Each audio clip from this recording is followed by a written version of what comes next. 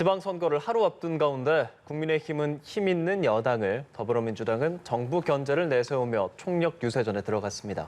민주당 이재명 후보가 내놓은 김포공항 이전과 국민의힘 김은혜 후보의 재산 축소 신고가 선거 막판 변수로 떠오른 모습인데요. 관련 내용 포함한 정치권 이슈, 서성교 건국대 특임교수, 유용화 한국외대 초빙교수와 함께 자세히 짚어보겠습니다. 어서 오십시오. 어서 오십시오. 안녕하세요. 네, 안녕하십니까? 네, 지방선거 이제 하루 앞으로 다가왔습니다. 국민의힘은 힘 있는 여당을, 민주당은 견제를 위해 야당을 이렇게 막판 지지층 결집을 호소하고 있는데요. 현재 판세 어떻게 분석하고 계십니까? 네, 이번 지방선거는 아무래도 그 성격이 아까 말씀하신 대로 이 윤석열 정부의 국정 운영의 안정을 위해서 지지해 줄 거냐, 아니면 견제가 필요할 거냐. 이런 성격으로 치러지고 있는데 현재 상황으로 보면은 여권에 상당히 유리한 것 아니냐 이렇게 보여집니다. 왜냐하면은 윤석열 정부가 5월 10일 날 취임했지 않습니까? 그리고 지금 20일 만에 치러지는 지방선거이기 때문에 아무래도 윤석열 정부가 조금 성공적으로 국정 운영을 해야 된다, 뒷받침해야 된다. 이런 국민의 표심이 크게 작용할 것 같고요. 또 대선을 치른 지 약 한 3개월도 안 돼서 지방선거를 치르거든요. 그러면 우리 유권자 입장에 봤을 때는 한번 찍었던 정당이나 후보를 다른 정당으로 교체해서 투표하는 거는 굉장히 어렵거든요. 그렇게 판단하려고 그러면 시간적 여유가 있어야 됩니다.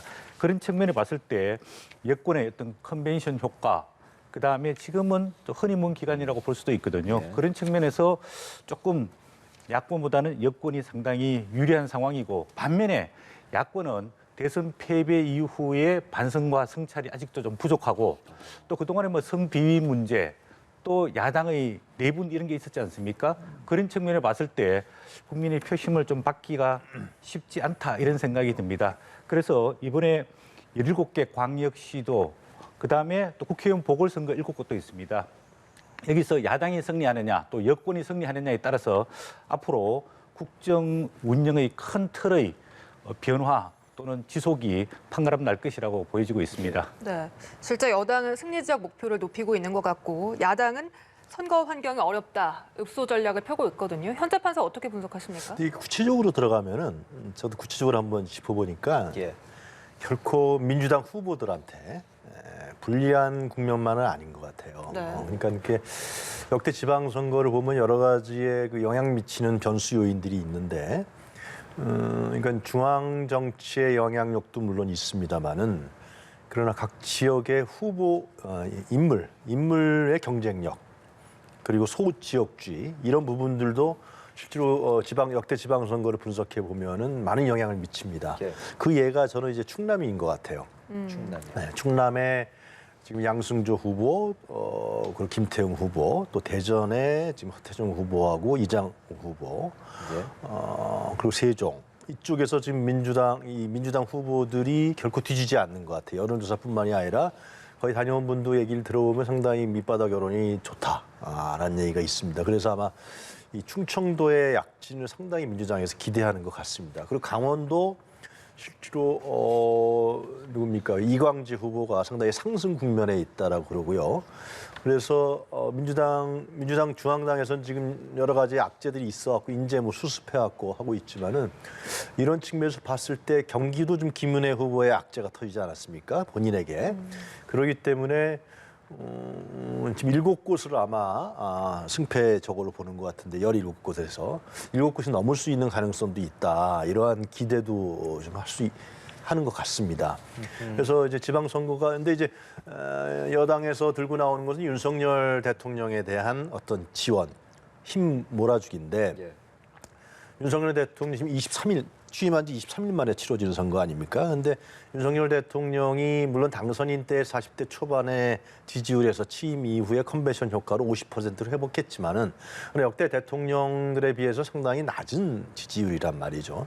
그래서 김은혜 후보라든가 다른 후보들이 이번 선거에서 힘을 밀어줘야 윤석열 정부가 잘 됩니다. 이러한 선거 전략이 그렇게까지 성공적이겠냐라는 부분들. 세 번째로 말씀드릴 수 있는 건 사전 투표율이 저는 의외로 높았다고 봅니다. 그러니까 역대 지방선거에 비해서 약간 상회하는 정도 수준인데, 그거는 여태까지 이제 민주당을 지지했던 이재명 찍었던 사람들이 그냥 방에 틀어박고서 뉴스도 안 보고 TV도 안 봤다 이러지만은 사전투표 지지율을 봤을 때는 사전투표를 봤을 때는 나온다는 거죠. 적극적 지지자들이. 양쪽이 다 저런 적극적 지지자층들이 나왔다라고 판단해 봤을 때는 민주당 중앙당에서 제대로 대응도 못하고 이 독주와 이런 걸 좀 막아달라는데 자기네끼리 좀 그랬고 이런 부분들을 지지자들이 극복하고 있다. 이런 점들이 좀 고무돼서 전 내일 선거입니다마는 누가 투표장에 많이 나오냐가 중요하지 않겠습니까? 이건 대선하고 다르기 때문에 의외로 이런 지방선거의 특색인 인물론 그리고 소지역주의, 지역에 누가 필요하느냐라는 경쟁력, 후보 경쟁력 이런 부분들이 변수로 작용하게 되면 유권자들 선택 요인으로 작용하게 되면은 오히려 다른 결과가 나올 수도 있다 그런 생각 듭니다. 네, 두 분께서 판세 짚어주셨는데요. 내일이 본 선거입니다. 오늘이 마지막 날이라서 오늘의 좀 동선에 보면 여야의 전략도 살펴볼 수 있을 것 같은데요. 여당은 제주, 충청, 경기를 돌면서 합동 유세를 펼치고 야당은 충청을 시작으로 서울에서 마지막 합동 유세를 갖습니다. 이 마지막 총력전을 벌이게 될 텐데 이 지역적인 좀 의미를 좀 짚어주신다면요? 예. 당 지도부의 그 일정 또 동선은 굉장히 큰 메시지를 갖고 있는 전략이라고 볼 수 있습니다. 물론 지역에서 이제 후보들이 마지막 날 어떤 지역 그 동선을 가지고 유세를 가느냐 이게 또 굉장히 중요한 전략인데요. 이제 뭐 국민의힘 여당 입장에 봤을 때는 가장 중요한 지역이 이제 경기도지 않습니까?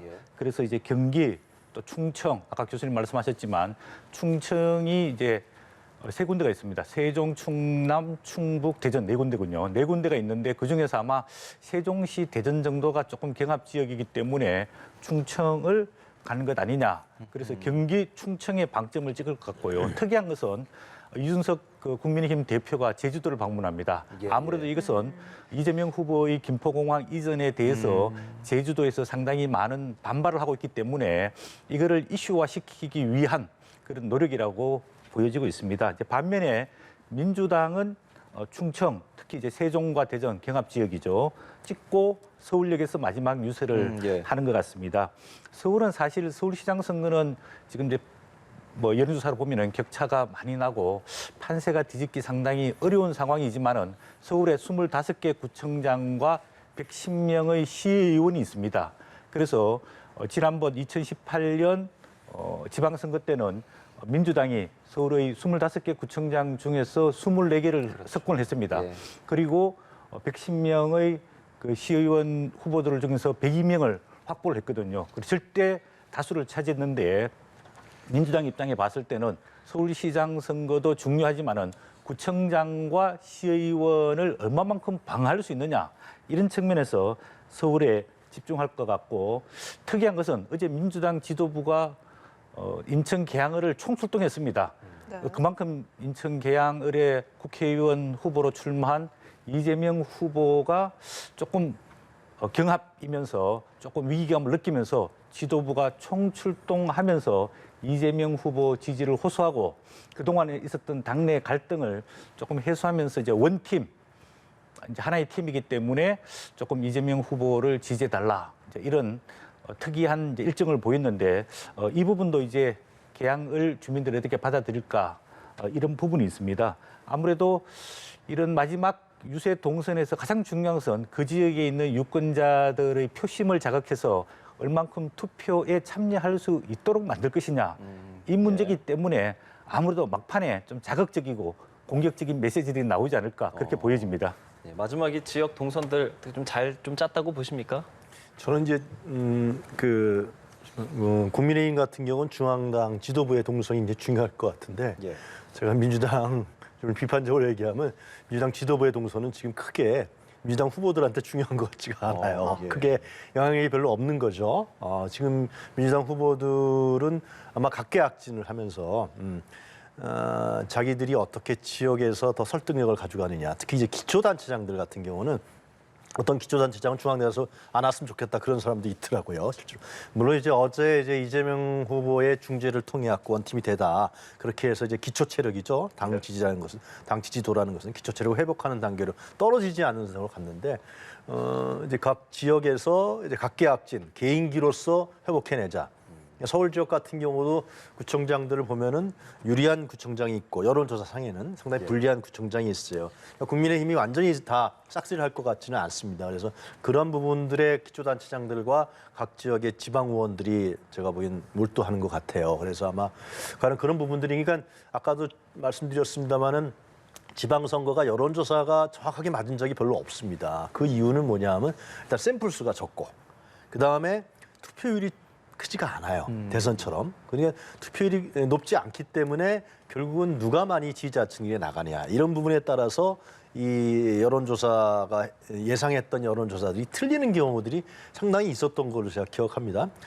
출구조사도 어떤 경우는 정확하지 않았던 경우도 있었거든요. 그래서 이런 부분들을 봤을 때는 이제 지역에서 진짜 우리 지역을 지켜줄 사람, 우리 지역을 대리할 사람, 뭐 중앙 정치하고 사실상 지방 정치하고는 대립적 관계거든요. 중앙 권력과 지방 권력은 이런 부분들을 판단들을 지방선거가 전국적 지방선거가 시작된 지 30년이 넘었으니까 30년 됐으니까요. 아마 지역에 있는 유권자들이 그러한 부분들을 판단한다 그러면은 지역에서 누가 더 유능하냐, 누가 더 인물 경쟁력이 있느냐. 이런 부분들에 대한 판단 요인들이 작용한다 그러면은 제가 봤을 때 내일 뚜껑을 열었을 때 일반 여론조사하고 다른 결과도 나올 수 있다라는 생각이 듭니다. 네. 이런 가운데 선거 막판 여야가 이재명 후보의 김포공항 이전 공약을 두고 치열한 공방을 벌이고 있습니다. 관련 발언들 모아봤습니다. 민주당은 김포공항 이전이라는 중요한 공약을 놓고도 당에 대한 지역의 지지를 보고 결정하겠다라며 사실상 유권자를 협박하고 있습니다. 지금 민주당은 이재명 후보 단 한 명의 방탄 복귀를 위해서 계양구민을, 서울 시민을, 제주도민을 그리고 존경하는 경기도민을 볼모로 잡고 있습니다. 최근에 개발된 고속전철 기준으로 한다면 10여 분이면 도달할 수 있는 그런 거리에 있는 공항인데 인천공항으로 통폐합을 할 경우에 제주 관광 산업이 영향을 받는다. 저는 좀 모자란 생각이거나 악의적 선동이라고 생각합니다. 제가 국토위 간사인데요. 예. 제가 여러 가지로 분석해가지고 이거 안 된다. 이거 안 되는 거다라고 그때 저 얘기를 했었죠. 김포공항 이전 문제 확전되고 있습니다. 국민의힘은 화력을 여기에 집중한 모습이고 이재명 후보는 악의적 선동이다 이렇게 반박하는 모습인데 막판 선거 표심을 가를 변수가 될까요? 네, 가장 큰 변수 중에 하나라고 보여집니다. 이재명 후보가 인천 계양을에서 박빙의 승부를 겨루다가 조금 조급한 마음에서 김포공항 이전 문제를 끄집어냈는데 이 김포공항으로 인해서 고도 제한, 또 소음, 안전 문제를 피부로 많이 느끼고 있는 인천 계양을 유권자들과 서울 서부권에 있는 유권자들은 조금 지지를 받을 수 있겠지만은 전국적으로는 오히려 이게 표가 떨어지게 되는 그런 마이너스 이슈가 되고 있는 것 아니냐. 그래서 민주당이 굉장히 곤혹스러워하고 있다. 저는 그렇게 보여집니다. 이 국제적인 공약이 전국적인 이슈화가 되면서 민주당이 아무래도 조금 뭐 제주라든지 또 서울과 경기에서 유권자들의 조금 반대를 비판을 받는 것으로 보여지고 있는데 몇 가지 문제가 있습니다. 이재명 후보는 사실 민주당 대선 후보를 겪었지 않습니까? 그럴 정도면은 이런 김포공항 이전이라는 국가 인프라의 중요한 시설을 이전하기 위해서는 충분한 검토, 면밀한 대안을 제시해야 되는데 선거 며칠을 앞두고 이렇게 조급한 자극적인 공약을 던지는 것은 상당히 문제가 있다고 보여지고 있고요. 그다음에 선거 공약이라는 것은 국민들과 유권자들을 설득하기 위해서 충분한 시간을 두고 공약도 발표하고 또 그 찬성과 반대 의견을 들어서 조정을 하고 해야 되는데 그런 시간적 여유 없이 선거 막판에 던졌다는 것도 문제가 있을 수 있고요. 그다음에 가장 중요한 것은 민주당 내부에서 비판과 반발을 많이 하고 있는 것도 문제라고 볼 수 있겠습니다. 조금 전에 조홍천 민주당 국토위 간사가 전혀 현실성 없는 공약이다 이렇게 비판을 했지 않습니까? 또 윤호중 비대위원장도 이거는 개별 후보의 공약일 뿐이지 민주당의 공약이 아니다 이렇게 반대를 했고 또 경기도지사로 출마한 그 김동연 후보도 기존에 있는 성남 서울공항을 김포공항으로 이전하겠다. 그래서 이 김포공항을 계속해서 활용하겠다고 지금 공약을 내고 있거든요. 그다음에 이 지금 김포공항 이전으로 관광객들의 타격을 많이 받게 되는 제주도 지사 후보로 나온 오영훈 후보도 저와 전혀 상의하지 않은 그런 공약이다. 이렇게 지금 당내에서 반발과 비판을 받고 있는 거거든요. 이런 측면에 봤을 때 이재명 후보가 너무 조금 섣부르고 조급한 공약을 발표해서 본인에게는 조금의 도움이 되겠지만은 민주당 전국 선거 판세에는 상당히 부작용으로 작용하는 것 같습니다. 네, 민주당 내부 분위기가 좀 복잡해 보이긴 합니다. 이 당에서 다른 목소리들이 나오고 있어서요. 민주당 입장에서는 이 논란이 확산되는 것이 좀 부담인 걸까요? 글쎄요, 이 문제는 대선 때도 나왔던 얘기거든요. 지금 갑자기 나온 얘기는 아닙니다. 실제로 대선 때 이게 이슈화가 파이팅이 잘 안 돼서 그러는데 김동연 후보가 얘기한 공항은 경기 남부권의 공항을 만들겠다는 것이고요. 김포공항과 겹치는 부분은 오늘 아침 라디오에 나와서 해명을 했더라고요. 그리고 민주당 중앙당 지도부가 지금 분명한 입장을 취하지 못하고 제주지사로 나오는 오영훈 후보가 그런 입장을 취하는 것은 이 문제가 상당히 이해관계가 그러니까 제주도민과 뭐 경기 수도권 서부권에 있는 주민들만의 이해관계가 아니라 전국적인 이해관계가 조금씩 있기 때문에 이 문제가 아마 민주당 중앙당 윤호중 위원장이라 이런 분들이 제대로 얘기를 못하는 것 같아요. 그러나 이제 우리가 구체적으로 들어가 보면은 그건요, 그러니까 국내선. 지금 비행기를 타고 우리 국내에서 이동하는 것은 거의 제주도 하나 아닙니까? 부산도 뭐 KTX 타고 다 가니까요. 제주도를 왔다 갔다 하는 문제에 있어서 불편한 게 아니냐. 그러니까 육지에 있는 사람이. 제주도 섬에 있는 사람 관광 산업에 타격을 보는 거 아니냐. 이 두 가지인데. 그런데 이 문제는 제가 봤을 때는 이재명 후보도 얘기했습니다만 지금 김포공항에서 인천공항까지 가는데 제가 보니까 앱을 보니까 한 20-30분 걸리더라고요. 현재의 공항 철도 갖고서. 근데 그걸 고속화시키면 한 10분이면 간다는 거 아닙니까? 30km로. 그래서 30km밖에 안 되니까. 그런 문제를 해결하면 실제로 서울에 있는 분들 아니면 서울에 있는 분들이 국내선을 타기 위해서 제주도 가는 문제에 대해서는 크게 불편함이 없을 수가 있다. 그리고 뭐 제주도 관광을 가는데 뭐 매달 가는 것도 아니고요. 1년에 뭐 몇 번 정도 가시겠죠. 근데 그런 문제가 있고 더욱이 중요한 건 뭐냐면요. 서울 시내 한복판에 이런 공항이 있다라는 것은 이건 생각해보세요. 이게 말이 안 되는 거죠. 김포공항이 만들어지가 수십 년이 됐을 거예요, 실제로.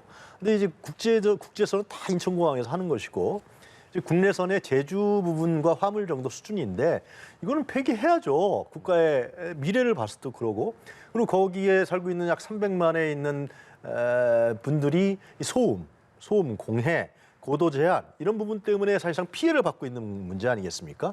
그러면 이 문제는 단순하게 선거의 유불리가 아니라 이거는 김포공항에 대해서는 김포공항 그런 기능 외에는 없다 그러면은 당연히 중장기적으로 봤을 때 김포공항은 폐쇄시키고 그것을 인천공항과 통합하고 그리고 제주도 다니는 분들의 불편함을 해소하기 위해서 상당히 고속철도라든가 그런 걸 좀 단기 이용하고 그리고 제주도를 좀 더 관광산업 육성하기 위한 뭐 송영길 후보는 뭐 KTX까지 해저터널까지 뚫겠다 얘기하는데 그런 부분들로 이게 종합적으로 만들어지는 것이 중요하다라는 생각이 듭니다. 단지 아쉬운 거는 이 문제는 단순하게 지방선거용만은 아닌 것 같은데 이거 이제 중앙의 이해관계다 걸려 있기 때문에 좀 사전에 한 일주일이나 뭐 한 달 전쯤에 이런 공약이 나와서 좀 더 논의가 이루어지고 공론화됐으면은 더 좋았을 것이다 그런 생각이 듭니다. 예. 이런 가운데 경기지사 국민의힘 김은혜 후보 재산 축소 신고 논란이 있습니다. 재산을 16억여 원을 축소 신고했다고 선관위에서 결론을 내린 건데요. 김은혜 후보 측은 착오가 있었다. 그리고 민주당에서는 후보 자격이 없다고 비판하고 있습니다. 바로 의견 듣겠습니다, 유 교수님. 김은혜 후보는 이것뿐만이 아니라 좀 상당히 많은 의혹 논란에 사로잡혀 있어요. 지금은 뉴스에서 조금 그때는 많이 나왔었는데 KT 채용 의혹 논란 문제 이 문제도 명확하게 해명이 안 됐습니다. 본인은 부정하고 있지만은 민주당 측 주장으로는 김동연 후보 측 주장은 당시에 판결문에 불허 형태로 나왔다라는 거. 그리고 지금 이제 아들이니까 그 김은혜 후보의 아드님인가 미국에 이제 보딩 스쿨에 다니는데 거의 뭐 기숙사비와 수업료 같은 것이 억대에 들어갔다. 그러면 경기도에 있어서 교육 문제는 어떻게 할 것이라는 문제. 그런 이중성에 대한 문제인 것이죠. 실제로는 경기도에서 자기가 경기맘이라 그랬는데 지금 재산이라든가 이런 걸 보니까는 이중성을 갖고 있는 것이다. 이번에도 마찬가지로 재산 특수소 신고도 굉장히 많은 재산을 갖고 있는데 그걸 누락했단 말이죠. 이런 부분들이 과연 경기도의 이제 30, 40대라든가 이런 젊은 층들 이런 분들이 많이 살고 계시는데 어떻게 바라볼 것인지 경기도 도지사를 할 경우에 그리고 이제 더 중요한 건 선관위에서 이제 당일날 내일날 그 투표소마다 그걸 붙인다 그러는 거 아닙니까? 이것은 사실상 기존의 판례로 봤을 때는 무효형으로 난 경우도 있기 때문에 저는 김은혜 후보한테는 상당히 악재가 아니냐. 특히 이제 상당히 경합 지역이었는데 그런 부분들은 김은혜 후보가 이걸 만회할 수 있는 부분들이 특별한 지금 해명, 왜냐 선관 중앙선관위에서 입장을 밝혔기 때문에 상당히 쉽지 않은 선거로 김은혜 후보한테 가고 있지 않냐 그런 생각이 듭니다. 경기도는 정말 안 그래도 접전이지 않습니까? 판세에 어떤 영향 미치겠습니까? 뭐 일단 공식적으로 중앙선관위에서 결정을 하고 내일 모든 투표소 앞에다가 이 내용을 이제 게재를 하게 돼 있기 때문에 아무래도 조금 뭐 이슈화 될 거라고 보고 표심 판단에 조금 영향을 미칠 것이라고 보여집니다. 과거에 이제 연구 결과를 보면은 지방선거 때 마지막 날 투표 표심을 결정하는 퍼센티지가 한 7% 정도로 알려지고 있거든요. 그럼 경기도에서 7%가 만약에 유권자들이 움직이게 된다면은 이거는 나중에 당락에 결정적인 영향을 미칠 수 있는데 뭐 아직은 시간이 그렇게 많이 길어서 이게 이슈화가 큰 논란이 안 됐지만은 조금 영향을 끼칠 거라고 보는데 좀 김은혜 후보가 좀 구체적인 내용을 제대로 잘 설명을 해가지고 유권자들이 납득할 수 있도록 설명을 했으면은 좋았을 텐데 조금 아쉬움이 남습니다.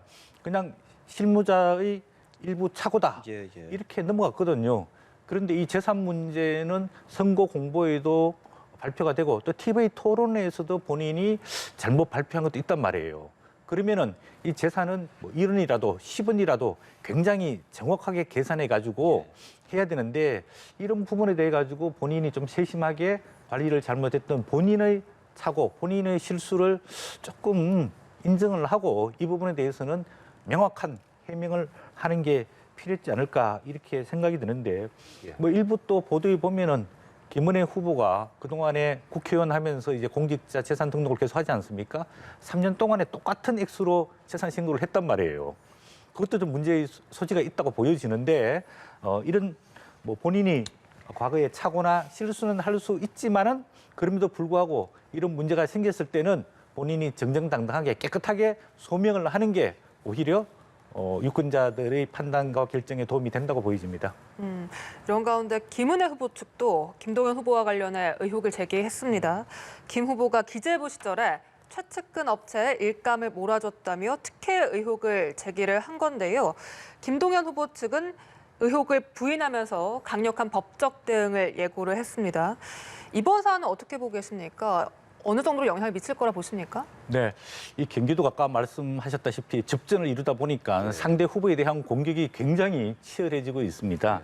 우리 김동연 후보 이렇게 생각하면은 관로로서 깨끗하게 생활해온 경제 전문가고 또 깨끗한 이미지, 또 자수성가한 그런 입지전적인 인물의 좋은 이미지를 갖고 있는데 이런 내용들이 사실로 밝혀지게 되면은 그런 이미지에 조금 타격을 받지 않을까 이렇게 보여집니다. 구체적인 내용을 보니까 2017년, 2018년 본인이 기획재정부 장관 겸 경제부총리를 하는 당시에 설과 추석 때 기재부 장관 명의로 설 선물을 하는데 또 추석 선물을 하는데 해당 업체가 본인이 잘 알고 있는 지인의 업체를 이용했고 액수가 약 한 2억 5천만 원 상당한다.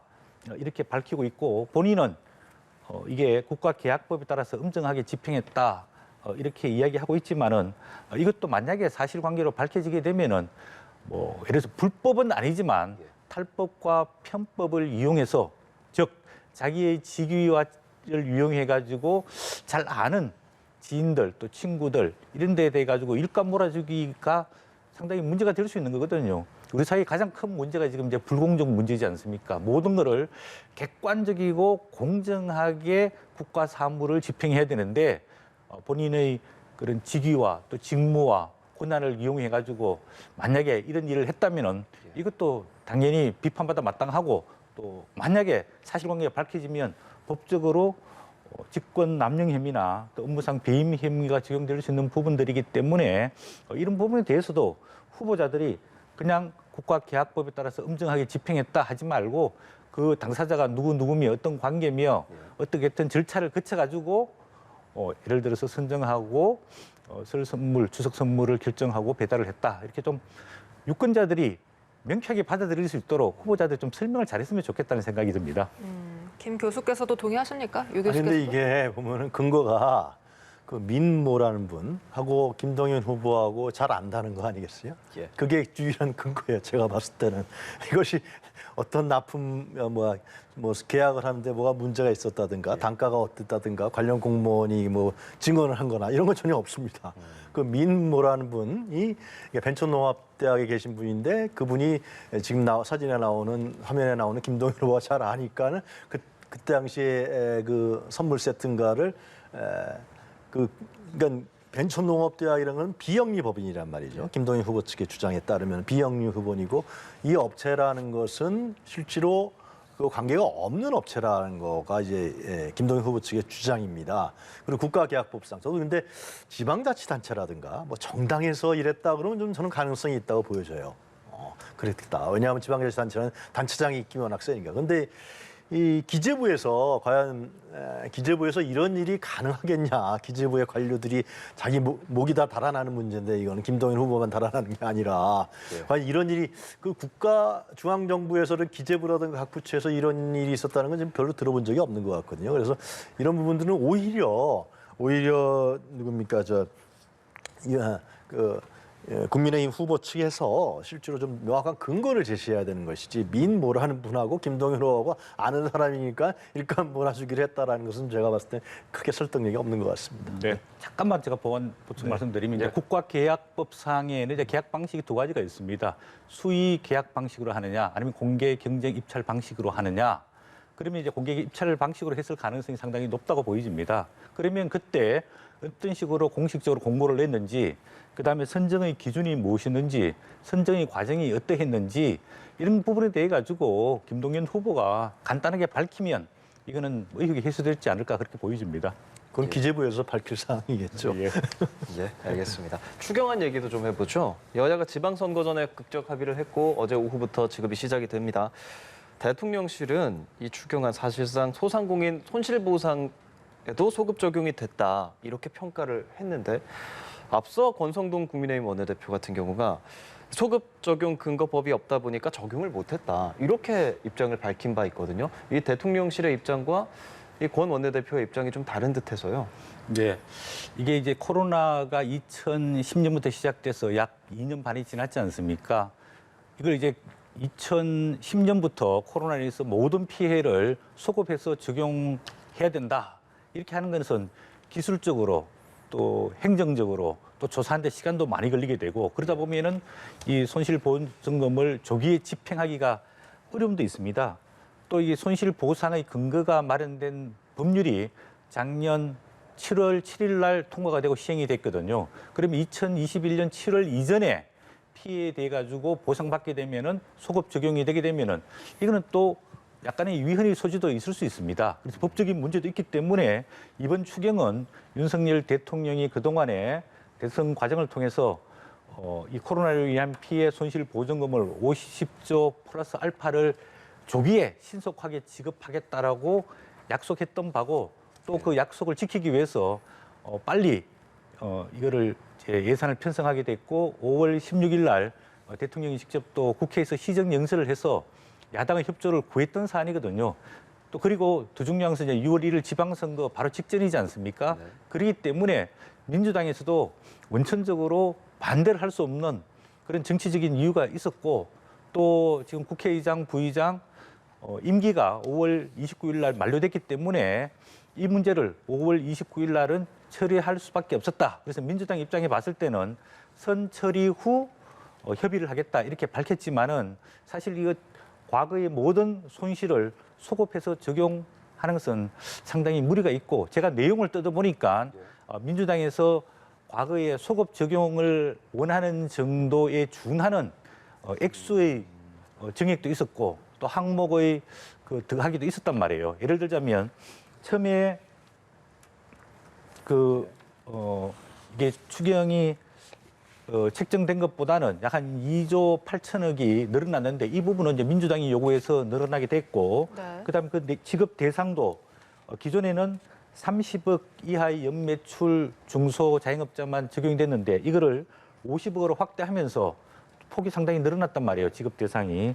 또 피해 보전율도 민주당이 요구했듯이 90에서 100%로 상향 조정을 했고 또 특별히 그 소상공인들이 대출을 받아가지고 업체를 영위하는 게 많았었는데 즉 금융권 부채가 많았단 말이에요. 이런 금융권 부채에 대해서 대환 대출 지원 또 신규 대출 보정 이런 데 액수가 4조, 8조 이렇게 민주당이 요구하는 사실은 소급 적용에 준하는 정도의 액수와 항목이 늘어났기 때문에 제가 봤을 때는 이번 추경 그 코로나로 인한 손실 보전금은 이 정도에서 정리를 하고 다음에 혹 또 코로나로 인해서 피해 보상에 대한 손실 보전이 있을 때는 어떤 법률 개정 그다음에 면밀한 검토를 통해 가지고 하는 게 맞지 않나 그런 생각이 듭니다.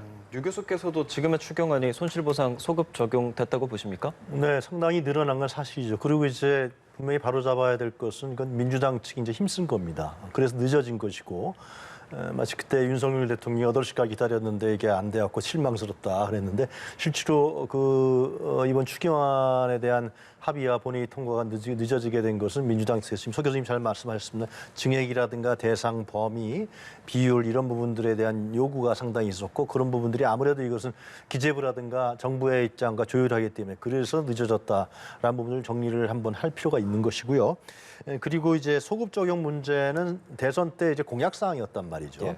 윤석열, 이재명 다 공약 사항이었는데 이 문제가 적용이 안 된 건 사실인 거죠. 그러니까 내용상으로는 소급에 준하는 부분들이 됐는지 모르지만은 실제로 약 8조 원 정도 예산이 더 든다 그러더라고요. 그래서 그것을 소급해서 그 이전까지 실제로 제대로 된 손실 보상을 이룰 수 있는 이런 부분들로 나가자는 건 부분에 대해서는 대선 때 나왔던 얘기들이란 말이죠. 그렇다면 이제 어떠한 문제가 있나 하면은 이것이 소급 적용이 다 됐습니다라고 끝내는 거하고 소급 적용이 잘 안 됐으니까 관련 법을 제정을 해서 간단하잖아요. 그 여야가 합의하면 되는 거니까요. 그래서 이후에도 우리가 소급 적용을 할 수 있도록 노력하겠습니다. 이 차이는 큰 것이죠.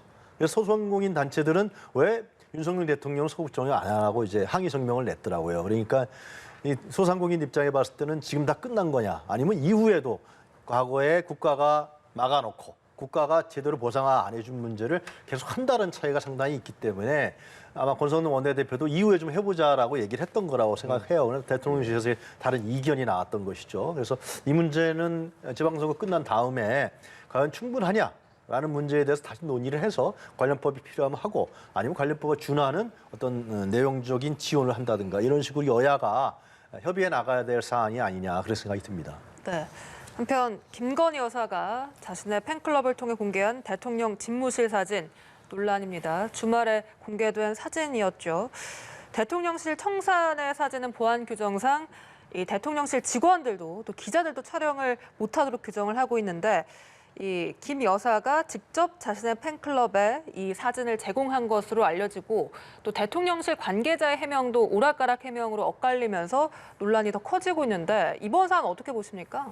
예, 뭐 여러 가지 이슈가 지금 이제 복합적으로 내재되어 있습니다. 말씀하신 대로 대통령실뿐만 아니라 특히 대통령 집무실은 네. 절대 보안 지역입니다. 그래서 기자들도 촬영 허가를 받고 사진을 촬영하게 돼 있는데 김건희 여사가 사적으로 돌아서 사진을 찍어서 그것도 이제 개인 팬클럽 카페를 통해 가지고 발표했단 말이에요. 이것도 이제 문제의 소지가 있을 수 있고 그다음에 그러면 법 규정상 촬영을 못하게 돼 있는데 누가 어떤 경위를 통해 가지고 촬영을 하고 이게 또 공개화되지 않는 사적인 채널을 통해서 발표됐다. 자, 이게 또 문제가 있을 수 있습니다. 가장 큰 문제는 이제 공적인 공간이냐 사적인 공간이냐 이런 논란일 수 있습니다. 과거의 청와대는 대통령 집무실과 관저가 분리되는 있지만은 같은 공간 속에 있었습니다. 그렇기 때문에 대통령의 가족들이 대통령 집무실이라든지 청와대 잔디밭에서 사진 찍거나 같이 만나고 하는 것은 있을 수 있습니다. 예를 들자면 미국의 백악관도 대통령 주거와 집무 공간이 같이 있습니다.